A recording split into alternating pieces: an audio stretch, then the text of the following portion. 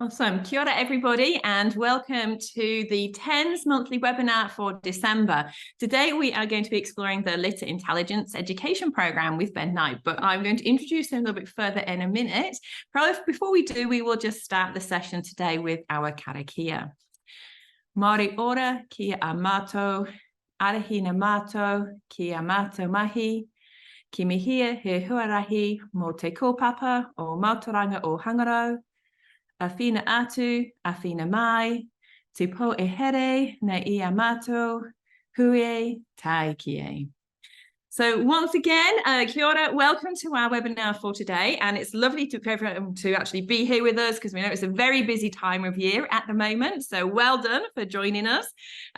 Just a couple of things about the webinar. The webinar is being recorded and we'll tell you how you can access the video later. Ben will complete his presentation, after which you can actually pop some questions in the Q&A box. So we will do a Q&A session at the end as well. So it should be attached to the webinar below if you want to do any questions. And to head off today, I'm welcoming Ben, who is an ocean lover with a background in diving, communication and business. Ben is passionate about enabling local communities to be involved in the protection and management of our wonderful and unique coastal, marine and freshwater environments. For the past 5 years, Ben has been working on the development and implementation of a National Citizen Science Beach, Stormwater and Steam Litter Monitoring Programme and accompanying school-based litter reduction education programme called Litter Intelligence Education. I will stop there, and that's my bio introduction, and I welcome Ben with us today, and I'm going to let you take it away, Ben, and I will see you at the end of your presentation. Great, thank you. I'll just get my slides up here.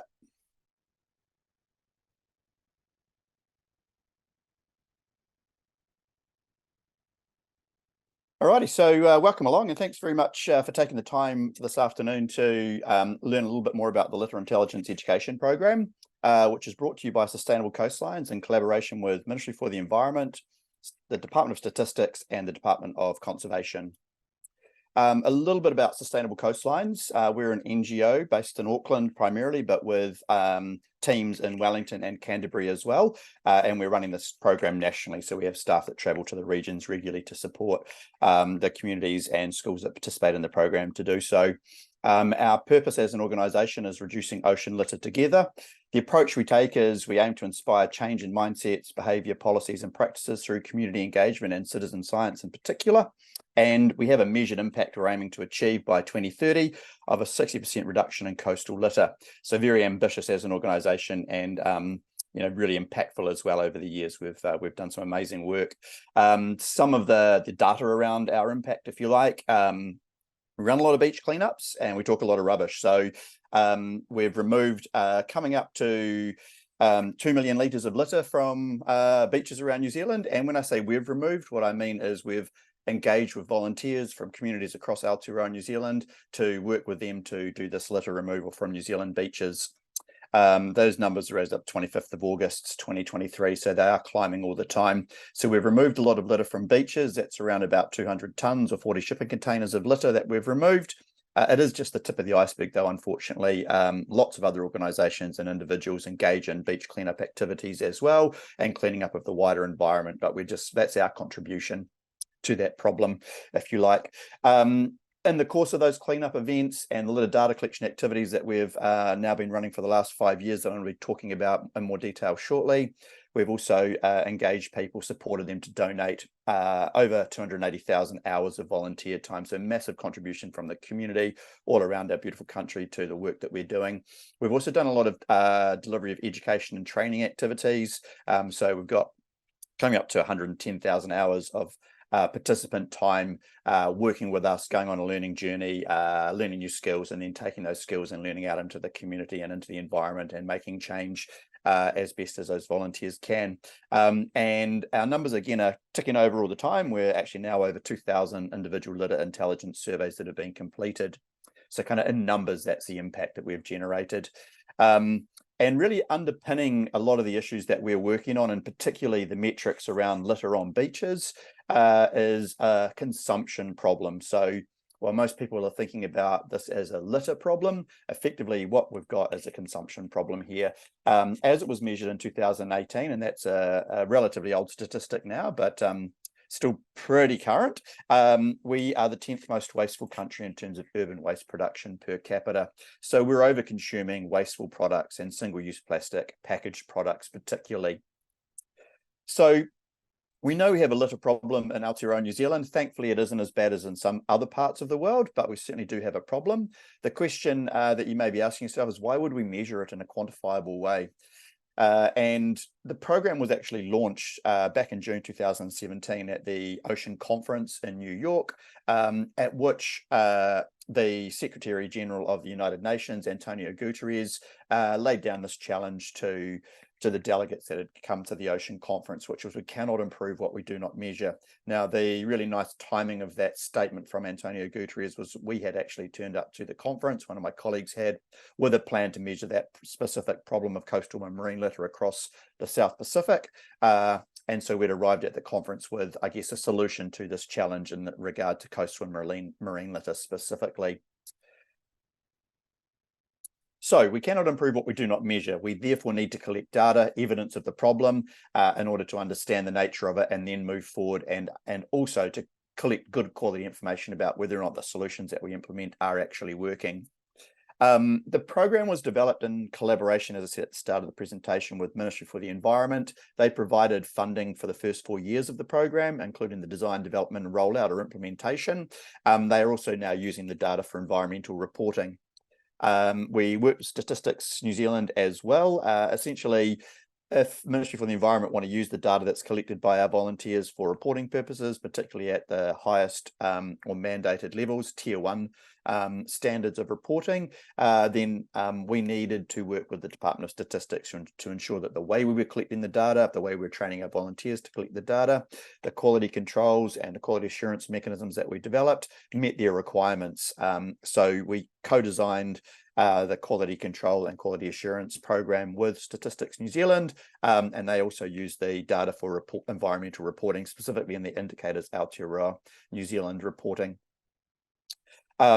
We also worked with the Department of Conservation, so they effectively worked with us as peer review experts. So the program itself and the litter data collection method that we use is based on the United Nations Environment Programme Marine Debris Survey guidelines. They oversaw the modifications that we made to that to those guidelines to ensure that they maintain this required scientific rigor, so that Stats NZ and Ministry for the Environment will be able to use that data for reporting purposes as well. So we partnered with high-end data users from the outset of the program to ensure that the way the data was collected would meet their requirements from a data quality perspective. So that ensured that the data that was being collected is being used at the highest levels of government reporting and policy formation.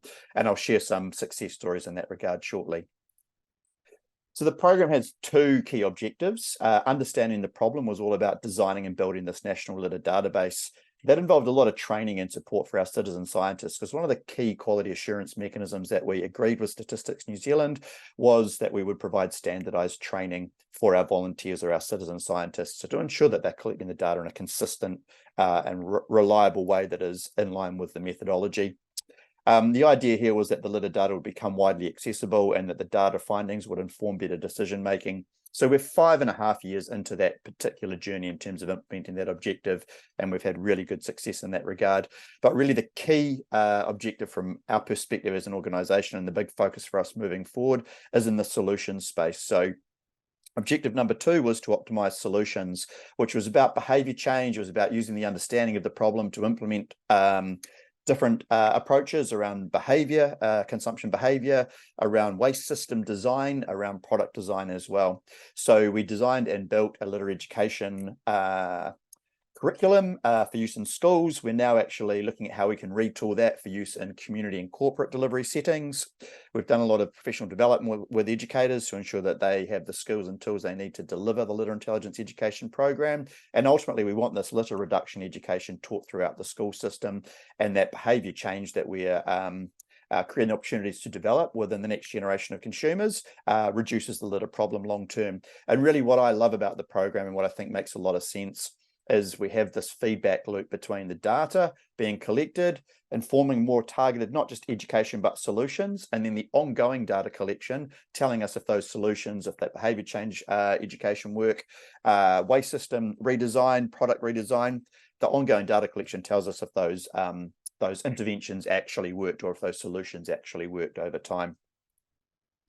In terms of how the program looks and feels from a participant perspective particularly, there's the data collection side of the program. You're out at the beach, you're doing long-term litter monitoring, and you're being supported as a volunteer by trained citizen scientists. So we train up volunteers to be what we call lead citizen scientists, and that would typically be in a school or education setting, either a senior student or one of the teachers is typically going to fulfill that role. And there's a small training component, a couple of hours of training with us before you can go out and start leading surveys on your own and collecting high quality data regarding the litter problem at that local beach that you're working at. The training also includes use of the data collection tool or the app that we developed for collecting and entering the litter data from those beach sites primarily. And it also includes training in health and safety. So quite comprehensive training for our lead citizen scientists. And we recognize from the very outset of this program that not everybody likes a good spreadsheet full of numbers. And so we wanted to make this information really accessible, particularly to decision makers, so politicians, and also to media and anybody else who had an interest in this issue and wanted to take some kind of action or gain a better understanding of the nature of the problem. So we've built an insights tool, which allows data visualization. It enables powerful insights around the nature of the problem and what you might, as an individual consumer or as a business or organization, might do differently to reduce your impact on the environment when it comes to coastal and marine litter in particular. So the insights tools, you can filter, you can kind of tailor the view of the data to what makes sense or is of interest to you. And I'll show you some screenshots from the insights page at the end of the session, all of which is publicly available in terms of the insights tools and the raw data on the Litter Intelligence website.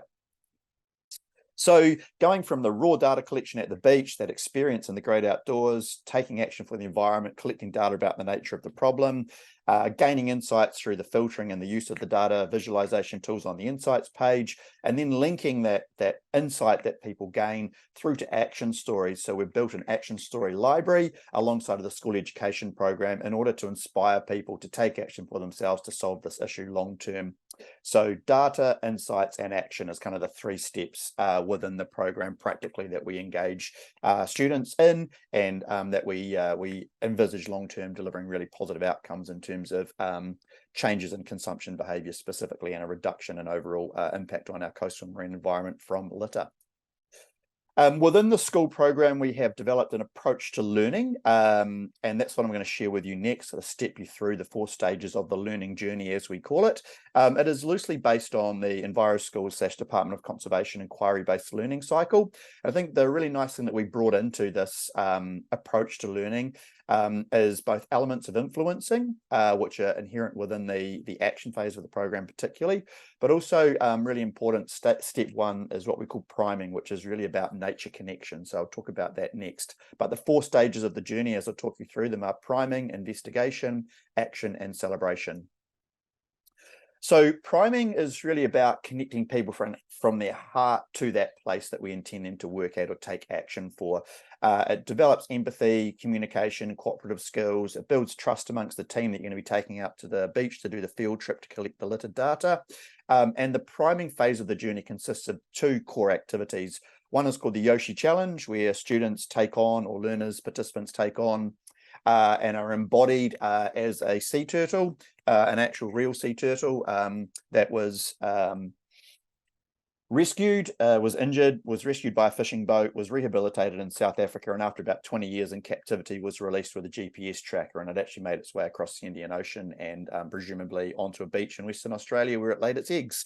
And so students kind of don the Yoshi turtle's persona, and they go through an obstacle course where they learn about different challenges, both natural and anthropogenic, that a turtle might face within the marine environment as it makes its way throughout its life cycle. So that's part 1 of the priming activities. It really gets students engaged and is quite lively and energetic. The second part of the priming journey is a 7-day mapping challenge where students are mapping out a local place that's special to them. And what's really nice about this is they're tasked not just with mapping the place physically, but they're also tasked with mapping and describing a positive emotional response that that place provides to them. And then throughout the 7 days of the mapping challenge, they're developing more mapping skills, but they're also developing a much stronger connection to that place and kind of diving into what is it emotionally that they really enjoy about that place. So starting the journey with connection to nature, connection to the team, the students, the other participants that they'll be working with, and going through a process of kind of embodied play, being a turtle, experiencing life from that perspective, and then mapping out a place and being really focused on what do I love about this place? What's the positive emotional experience that I gain from this place? So once your students are primed, you're then going to take them out to the beach, and you'll be going through the process of using the litter data collection methodology to collect litter data from a measured piece of beach and then submit that data into the database. So within the investigation phase of the journey, students are quite literally learning what is the nature of the beach litter problem at their location, which is very different from one part of the country to another. So it's quite specific and tailored in terms of what they will find at their local beach. In rural areas, quite a different composition and density of litter to urban areas, for example. So that's that first opportunity for them to really start to understand the nature of the problem in that very local context. We then debrief the learning with them, so another facilitated session back at school, and we start to look at what action might we be able to take as individuals or collectively as an organisation, as a classroom, to reduce the incidence of litter, the occurrence of litter at that beach site that the students had visited at the start of the investigation phase of their journey. So the action projects that students develop are quite incredible. Some of the projects that we've seen come through. And this is really where they start to learn influencing skills as well. So there's a wake up to media challenge, and there's a from consumer to producer challenge, where they actually kind of pick apart and a critical literacy approach, I guess. How are we marketed to? How are we influenced to be consumers? And then they use those tools to develop their own media campaigns to actually encourage people to reduce their consumption. So they learn about how we're influenced by advertising, by marketing, by media, and then they use those influencing skills for good to reduce consumption behavior or problematic consumption behavior amongst the audience that they've chosen to target. And then the final phase of the program is celebration. So priming was really about connecting to nature, understanding emotionally how we connect to nature and what the positive emotional responses that we can have from time in nature are. Celebration is really about the yee-haw moment. Again, it's a positive emotional experience, but it's a sense of achievement, accomplishment, success that we're trying to impart through the celebration, which is typically hosted at school, at assembly, and the students might wheel out the top 5 action projects that they took on as a class. They receive a certificate from us, and if their action project meets the criteria, it is then hosted in the Action Stories library. So that's the 4 phases of the journey. At any point in time, students can step back, go back to investigating. They can step forward and take action more immediately if they like. So it's not a circular, but it's a quite a flexible approach to learning that you can come backwards and forwards in, depending on when you get to. We do recommend each beach site is surveyed 4 times a year. So potentially the student, one class of students can go through the journey in term 1, and another group can go through the journey in term 2, or the same group of students can go throughout the whole school year and repeat this process 4 times if they so choose. And the good news is the approach we've taken to litter data collection, the rigor that we've applied in terms of the quality assurance and quality control mechanisms, the kind of the engagement in a really wide network of participants in this work and in the program has meant we're starting to see some really great success, particularly around that national reporting agenda. So that was one of our goals or ambitions, if you like. The project for us within the program was to ensure that government agencies with statutory reporting requirements, environmental reporting requirements, such as Ministry for the Environment, we're able to use this data to report on the nature of the problem and then ultimately start to formulate policies that will see the problem reduced over time. And that's exactly what we've seen starting in October 2019, when the Ministry for the Environment's statutory marine environment report was released, and for the first time, marine litter data was included. And equally, I think, important, it was the first time that data collected by citizen scientists or people working in a voluntary capacity, collecting data in a voluntary capacity. It was the first time that data collected in that context had been featured in a statutory high-level government report like that. So really significant milestone for citizen science, as well as getting coastal and marine litter onto the reporting agenda. We then saw the data fed into the Rethinking Plastics in Aotearoa report, which is again available online. And then the consultation document, Reducing the Impact of Plastic on Our Environment, which led to the government banning a raft of single-use plastics. We just had back in July the most recent tranche of single-use plastics that have been banned, which included single-use straws and cotton bud sticks, both of which are very prevalent at some of the beach sites, particularly urban beach sites that we monitor. So we're seeing real progress utilising the data for both reporting and policy and regulatory purposes in a central government context, which is incredibly exciting to see, and really great storytelling and learning that falls out of that for students that participate in the program as well. They're contributing to a national reporting agenda. The data they collect is being used to inform policy and regulation, and ultimately by 2030 will be used to report back to the United Nations on our progress against at least 2 Sustainable Development Goals. So really exciting progress in that space, and really great to be seeing young people being involved in the production of knowledge that's used at those very high levels of government reporting.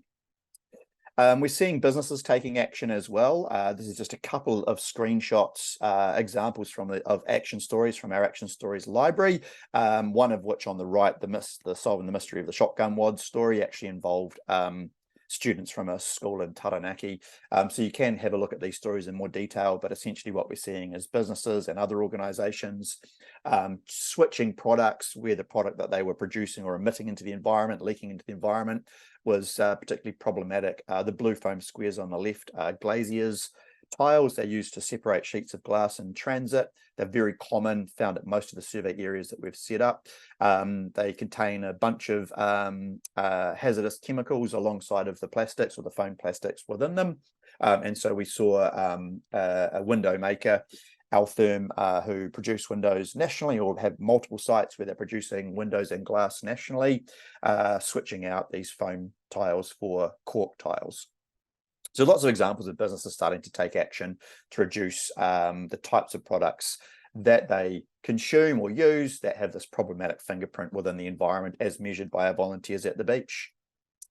We've also seen in the community nonprofit, and particularly the school space, some really great stories of students getting engaged in this program, and with some support and facilitation from our team, coming up with some really great action projects. The story on the left was a collaboration between the 3 colleges within the Marlborough region, who ended up creating a beautiful public art installation which communicated both the shared values and appreciation that they had for the site where we were monitoring, Shelley Bay, but also communicated about some of the impacts that the marine litter was having on that location. And that artwork is actually now installed on the main street in Picton, so you can check it out if you're ever down there.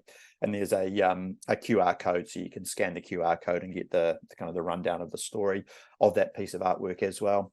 And then there's a really great story in terms of a group from Campion College, in Gisborne, who were utilising storytelling and influencing skills to spread environmental messages around litter consumption reduction, basically. So yeah, lots of cool stories where we've seen this program, I guess, ignite or spark a fire in different participants and different people and organizations that seen them then go on and either influence others to make changes around their consumption behavior, or seen them change their consumption behavior or product design in order to mitigate or reduce the impact that they're having on the environment. And I just wanted to wrap up with a bit of an overview. So this is current as of today, an overview of the litter data collection program, and also to give you some sense of the type of data that's available for you to be potentially working on in the classroom with students, as well as obviously that you could be contributing to if you wanted to get involved in the program or get your students involved in the program as a monitoring group going out and doing litter data collection or survey activities. So we've got around about 340 survey areas around the country now. And for New Zealand only, we've also got some work that we're doing in the Pacific, but for New Zealand only, beach surveys only, we've got 1,802 surveys that have been completed, an incredible 23,000 hours of volunteer time contributed. Now, you may be wondering at this point, what about freshwater? What about stormwater? We do have a stormwater program where we now have an agreed methodology, and we also have training materials, which means that the data can be collected in line with our Tier 1 policy, or what we call our official litter data standard, so to the highest standard of data quality. Weightable streams, we also have a methodology for. It's also published on our website, but we don't currently have training materials to support it. But that's not to say that you couldn't, as a school group, collect data from a weightable stream context. It would just be submitted at a slightly lower perceived data quality into the database, and we're working to develop the training materials for that as soon as possible. So today the focus is really on beach, but we do also have a freshwater and a stormwater monitoring methodology that you could get involved in if that was more relevant to you and your school and or students. So we kind of have a measured litter density that's represented in that top corner, as well, as you can see. The low of 0, which is fantastic, the high of over 10,000 items per 1,000 square meters, and an average litter density nationally across those 340 sites and 1,800 surveys of 310 pieces of litter, larger than 5 millimeters, I should add, within that 1,000 square meter measured section of beach. So you can start to dive into the data and get a bit of a sense of how large the data set is. So you can see in terms of the item count, our volunteers have now sorted, counted, weighed, classified, entered into the database over 515,000 individual items of litter, nearly 12 tons of litter entered into the database from the New Zealand Beach Litter Survey Program alone. And you can start to get some insights straight away into the most problematic materials. So you can have a look at the percentage as a graph of the total items by count or weight. And by count, plastic is, when you combine foamed plastic and plastic, over 75% of all of the litter on New Zealand beaches by item count within the areas that we're monitoring is made up of plastic and foamed plastic. So straight away you can start to see a pattern around beach litter. It's predominantly made up of plastic by count. So that gives people some immediate clues as to what they might do differently in terms of their own consumption behaviour if they want to try and reduce the impact of that consumption behaviour on their coastal and marine environment. You can dive in a little bit deeper and you can start to look at litter by type or category as well. So you can look at material, you can dive in and have a look at the data from the perspective of individual items as well, or categories of litter, which again gives you even more granularity and more insight in terms of what behaviour you might do differently, or what products you might consume less of in order to reduce the likelihood of those turning up on the beach at the end of the day. And then you can assemble a list, and it can be filtered by material, or it can be pan material, so across all materials. And so this is our top 10 litter items across all the material types that we classify. And again, you can see unidentifiable hard plastic fragments, somewhat prosaic because we don't know what they started their life in terms of product type as, but you can see nearly 150,000 of the items are these unidentifiable hard plastic fragments, glass and ceramic fragments second, and so on.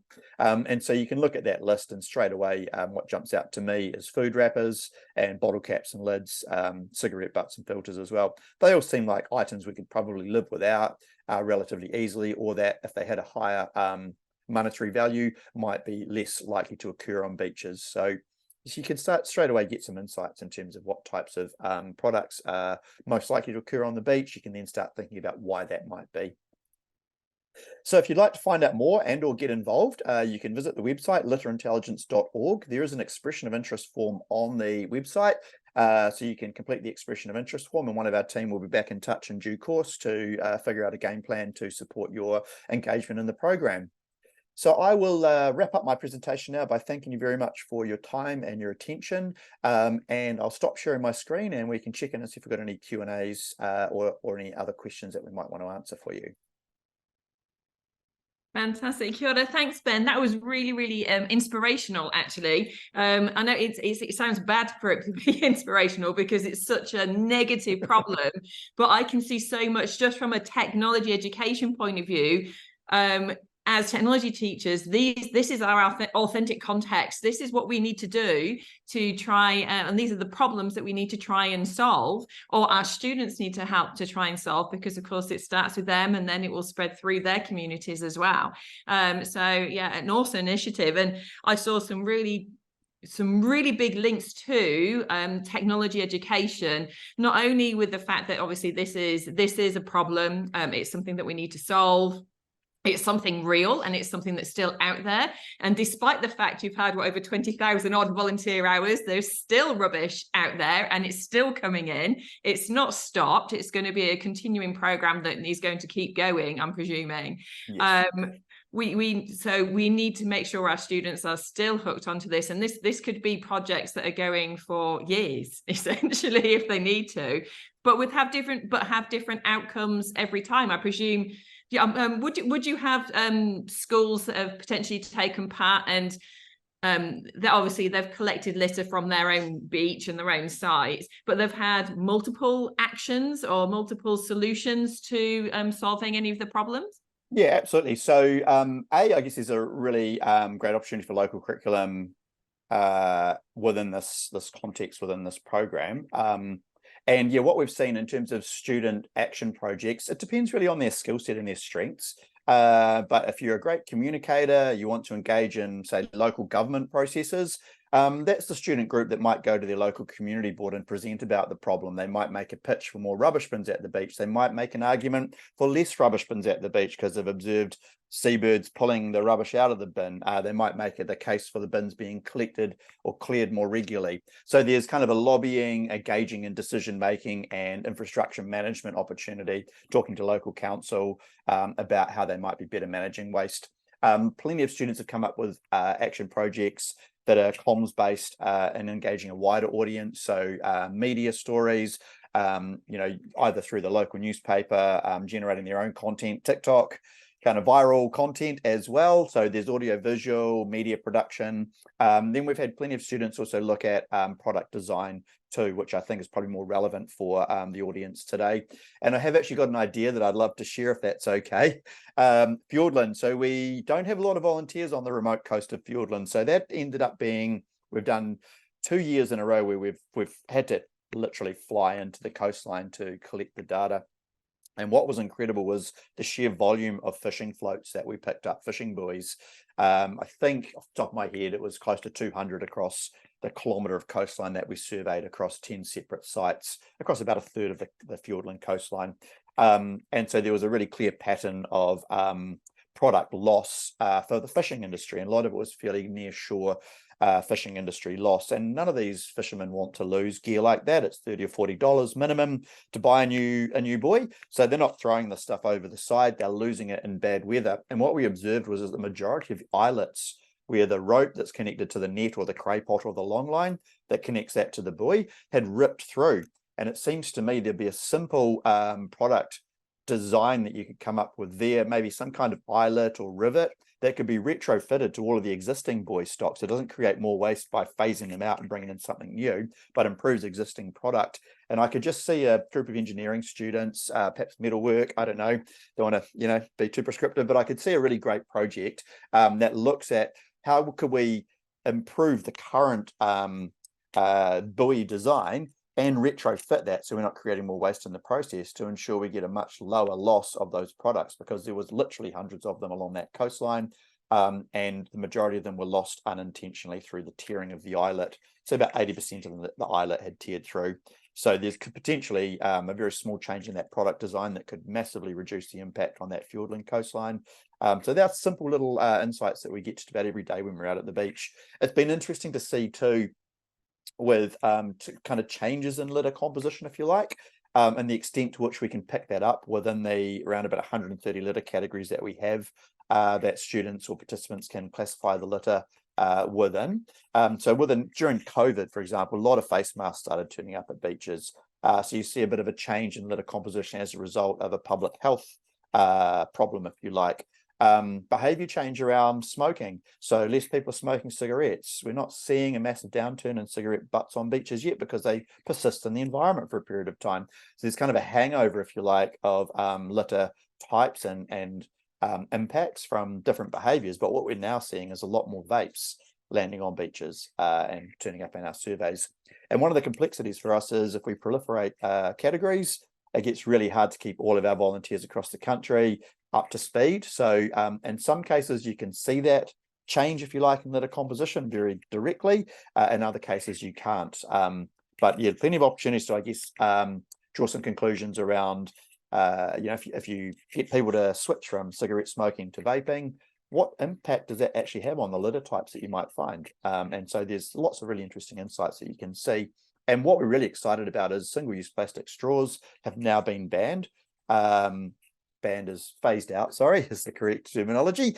And so we expect to measure the performance of that central government regulation over the next 12, 18 months at the beach sites that we're monitoring. So there's really exciting opportunities for students to be designing new products or improving the design of products so they're less likely to spill into the environment, but also predicting and measuring the impact of policy change, both for good and bad. And, the example of both is mandated face masks and that transition away from cigarette smoking to vaping has had the unintended consequence of creating this proliferation of new litter types in the environment.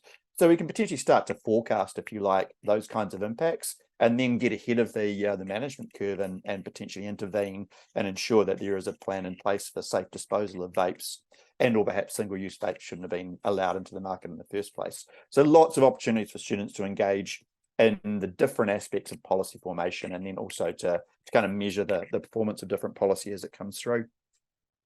Yeah, which actually is another huge part of the technology curriculum, because it's not just talking about students obviously designing products for solutions or solving problems and fulfilling opportunities that are out there, but it's also the understanding the nature of technology. So like you're saying, the impact on society and the environment, and where is that coming from, and looking at things historically, and then obviously taking things to the future. Well, this is what's happened in the past. What can we do to make sure we can help that change, instigate change, and especially when it does come to like product design. I mean, you mentioned that students in technology, they could redesign products or look at how things are made differently and look at that kind of sustainability approach.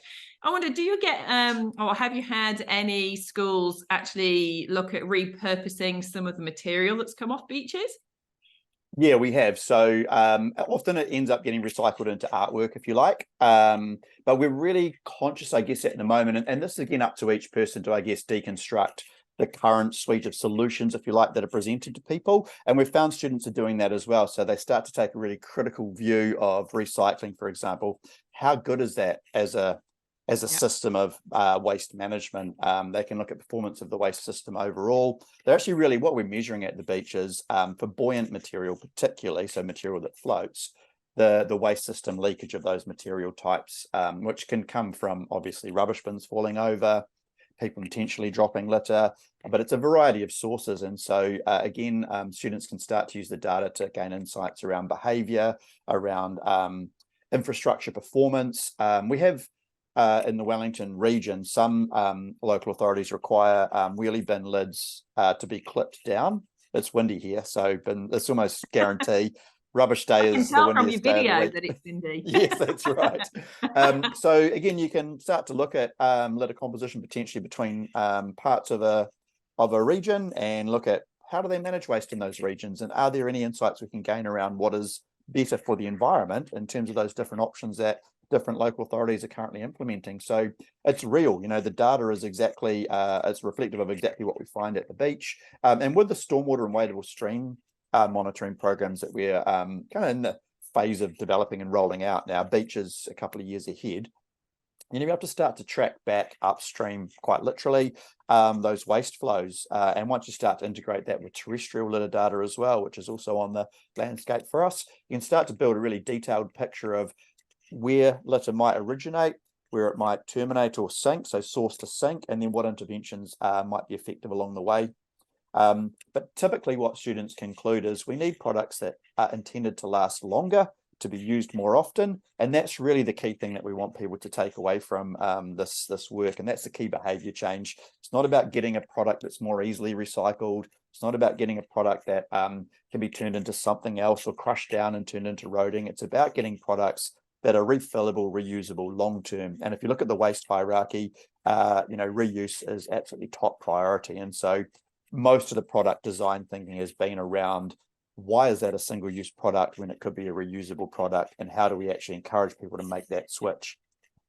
Yeah, and there's lots of thought then, which obviously is technology, but also directly links to science, which is that looking at the properties of materials and selecting the correct properties. I mean, throughout the whole thing, the whole presentation here, not only have I seen technology, but if people are hooked into like curriculum integration and that STEM kind of approach to teaching and learning, you've got awesome links to maths, to science, to social sciences, to a wide range of different areas. In fact, well, you can't really teach technology without those links. And yeah, this, I mean, and that was no accident. So when we developed the program, we knew that this was going to work best for schools that wanted to take a project-based or integrated approach to learning, rather than STEM. The priming and mapping activities particularly involve, development of art and creative skills, and actually the action projects involve a lot of creativity as well, and the product design. So we really, this program is best suited to schools that are wanting to do project-based or integrated learning, teaching multiple subjects at the same time. But there's definitely a really strong technology thread or strand within the program. So for this specific audience, even if you weren't teaching in a project-based or integrated way, this is still, I think, going to be a really great opportunity to get your students engaged in something that's real and is impacting the environment that they really do care about, and which we spend some time within the program supporting them to develop a stronger relationship with. Yeah, I mean, I can definitely see the big links of like the process that you're taking the students through your educational program, and the like equity-centered design thinking process, which is that inquiry kind of based, but coming from an empathetic approach and actually finding real needs. And what I really liked what you were saying is you hook into their hearts. And that's really important, and that's how you can motivate, engage the learners.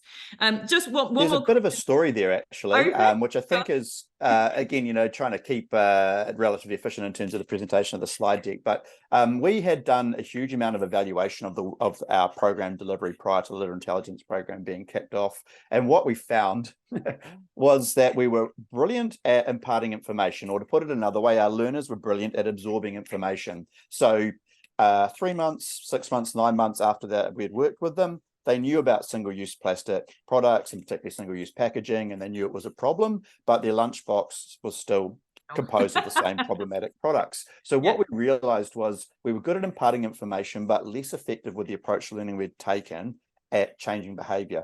And there are some limitations to what students can do in terms of composition of their lunchbox. But as a parent, I know there's plenty of influencing that they do around composition of the lunchbox as well.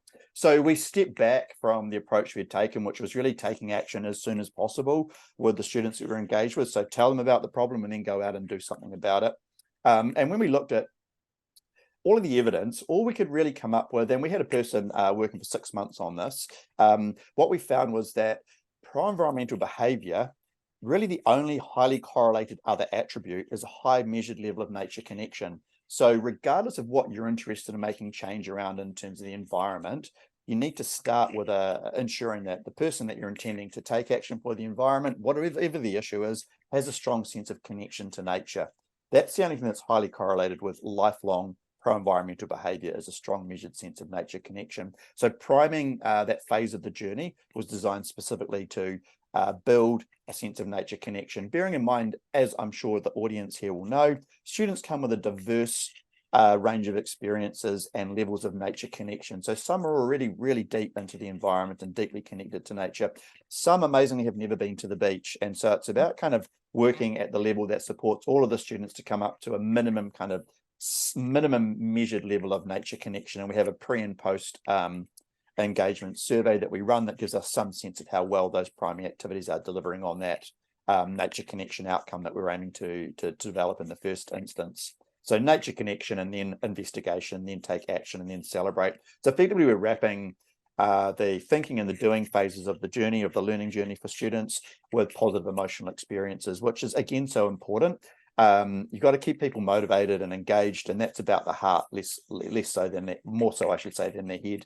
And so it's proved really effective, and it's really enjoyable to teach and deliver as well, because you're starting with a strong kind of emotional connection and a positive emotional connection, and you're finishing with a really strong sense of achievement and accomplishment. And what's cool about it, that actually reflects the approach to influencing that we brought into the program as well. So when students go on that journey and are exposed to that kind of flow of experience, they also learn how to offer that to others. So they become facilitators of that journey-based approach to learning in the action phase of the journey.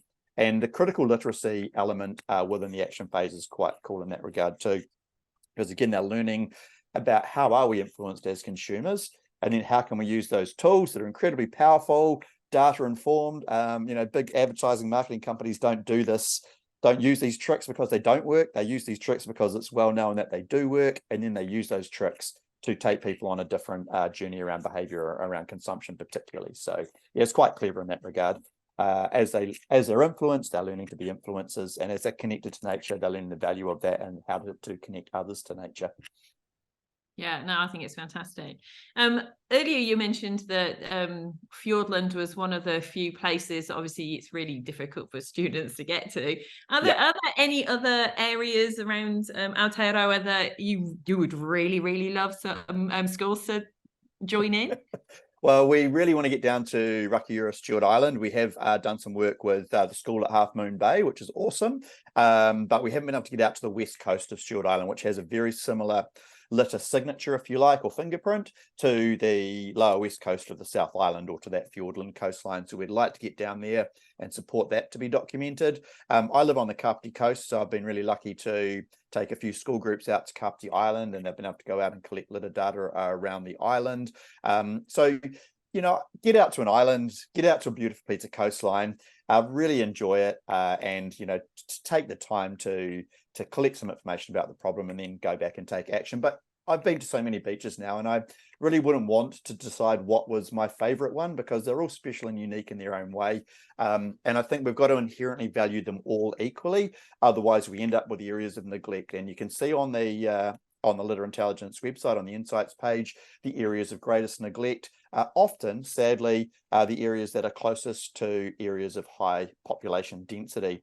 So the places that we should be looking after the most, because there's so many of us visiting those places and getting benefit, well-being benefit, recreation benefit, are often the most heavily impacted because of that density of people there. So look after your local beaches, what I would say, and focus on what's at your feet, in your immediate neighborhood. And if we all do that, then those most heavily impacted sites close to urban density or higher urban density populations will actually get the care and the love that they need. Yeah, no, that's awesome. And I really liked how you were talking earlier about how even if you're not coastal, you've got other initiatives as well. Because I'm in the Wakatipu, so yeah, it takes quite a while to get to our local beaches. It does, yeah. And that's we do want to have that picture of the litter where it sits within the natural environment, so we want to kind of go back upstream. But B, we could see that there was an accessibility issue here if we focused exclusively on the beach. There's stormwater sumps in every part of the country. There are wadable streams that can be accessed in every part of the country, and they all have some degree of litter impact. So we can go out and measure the problem inland as well. So there's definitely opportunities for schools, for learners, for educators that aren't on the coastline to get involved in the program. But I would equally encourage every school in the country, where possible, to get out to the beach at least once a year to take in the beautiful coastline as well. I'm a real salty character, though. That's kind of my happy place, is the beach. Well, if I'd have known about your wanting to get on Stewart Island, my son is currently on his school camp there. So oh, nice. we could have done something, but I didn't know. Next time. So they do get there, which is awesome. Well, that's the questions that I have. Is there anything else you would like to say before we sign off for today? And I just thank you guys for the opportunity to share the program, and also just, I guess, temper expectation a bit. We are a relatively small organisation. We're high impact, but we're a team of a dozen or so. So if any of your viewers do jump in and complete an expression of interest form, just be a little bit patient with us. We'll definitely get back to you, and we're really keen to support the program to grow where there is a demand for it. And so yeah, we're there, but a small team. So just be a little bit patient. If you do make an expression of interest, we will get back to you in due course. And otherwise, thanks very much for listening, and jump into the data. Use the data would be the main call to action here. Get in there, have a play with it, use it in learning and education context, but also use it to inform maybe the behaviour change that you might want to take as an individual or as an organisation as well. Yeah, fantastic. And on behalf of TENS, I just want to say thank you very much for the presentation. I mean, I found it, really interesting, and really, it really stimulates me to actually want to go out there and actually do something now. Right. Because, I like the beaches too. But Yeah, I can really see how you can make learning really meaningful and authentic and engaging for students, even though this is an issue which is something which isn't going away, but at least we can start to do something and have some action plans involved with that. So thank you for giving up your time to be with us today. And like I said, we will pop this video recording up on YouTube. So it's going to be able to be accessed for anybody who wants to watch this in the future. It may even be a really great starting point for you and your students as well, especially with some of the data at the beginning, to actually showcase some of that as a starting point for these authentic contexts. If you do watch the video or you've enjoyed the webinar, can you please fill out the feedback form for TENS? This enables us to obviously keep our webinars going and lets us know what we're doing well and what we can do in the future for you. And on that note, this is our last webinar for this year. We know that December is a very busy time with school finishing, and people really don't want to do PLT on a Wednesday afternoon at the end of the school year. So watch this space for next year. We have got quite a few webinars currently being organised at the moment. In lots of different contexts. We know we've got AI at the moment, and we've got some early learning people coming into some of the programs as well. So there's lots of different webinars being created. If you would like to present, you are more than welcome to. You can present on any topic or context which is to do with technology education. Even if you are a teacher and you want to showcase some of the learning of this amazing projects that your students are doing, please reach out to us, because we would love to showcase and case study some of those. Or if you're looking for a certain topic or context, we can reach out to the amazing organizations and programs like Ben's, and we can get people on board for you as well. So just reach out to me, which would be fantastic. And we will finish today with our karakia. Kia amato katoa, kua motu mato amato mahi, me ko papa hoki, arahina mato ka amato mahi ano, kia whakatapua mato ki ngā kaupapa me ngā mea e whakapono, manakitia mai mato. Ka kite and kia ora everyone. Thank you, Ben.